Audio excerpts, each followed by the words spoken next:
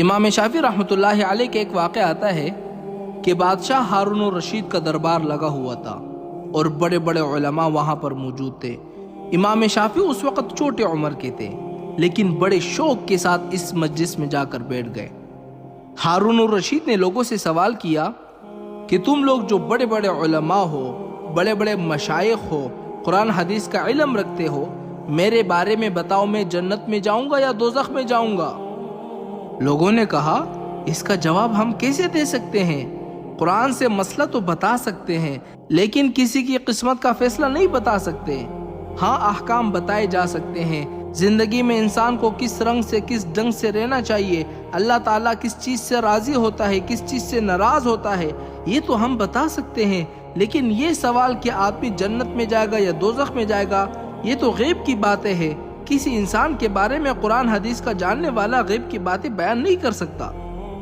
امام شافعی جو ابھی بہت چھوٹے تھے، انہوں نے عرض کیا کہ حضور اگر اجازت ہو تو میں اس کا جواب دے سکتا ہوں۔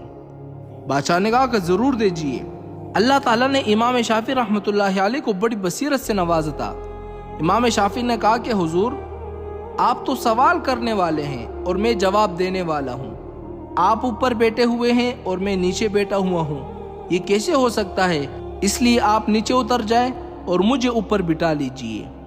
یہ اولیاء اللہ جو ہوتے ہیں نا، کسی سے ڈرتے ورتے نہیں ہیں۔ بادشاہ ہو تو کیا ہوا، اس لیے جو اللہ اکبر کے رٹ دن رات لگاتا ہو، ہر وقت اس کی زبان پر اللہ اکبر کا نعرہ ہو اور دل میں اس کی حقیقت جما لیا ہو کہ اللہ سے بڑا کوئی نہیں اور کسی کو بڑا بھی نہیں سمجھ سکتا۔ امام شافعی رحمۃ اللہ علیہ کہنے لگے کہ آپ سوال کرنے والے ہیں اور میں جواب دینے والا ہوں، اور جواب دینے والے کا مقام اونچا ہوتا ہے، سوال کرنے والے کا مقام چھوٹا ہوتا ہے، اس لیے آپ نیچے اتر جائیں اور مجھے اپنی جگہ بٹھا لیجیے۔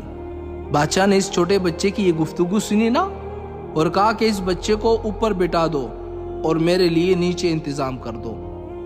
امام شافعی رحمۃ اللہ علیہ کو تخت پر بٹھایا گیا اور بادشاہ نیچے اتر گئے کہ اب آپ اپنا سوال پیش کریں۔ جب سوال پیش کیا گیا تو امام شافعی رحمۃ اللہ علیہ نے کہا میں آپ سے ایک سوال کرنا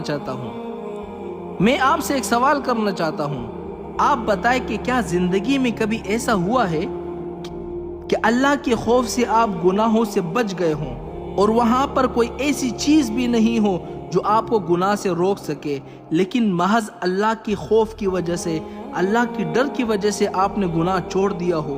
کبھی ایسی نوبت آئی ہوئی ہے؟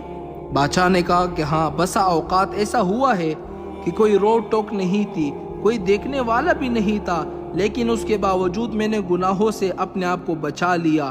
کوئی مجھ کو دیکھنے والا نہیں تھا لیکن اللہ مجھ کو دیکھ رہا ہے، میرے دل میں یہی تھا، اللہ کا ڈر تھا۔ اس پر امام شافعی رحمۃ اللہ علیہ نے فرمایا کہ اب میں آپ کے سوال کا جواب دیتا ہوں، آپ انشاءاللہ جنتی ہیں۔ لوگوں نے کہا کہ آپ یہ بات کس بنیاد پر فرما رہے ہیں؟ اس کی کیا دلیل ہے کہ یہ ہارون الرشید جنتی ہے؟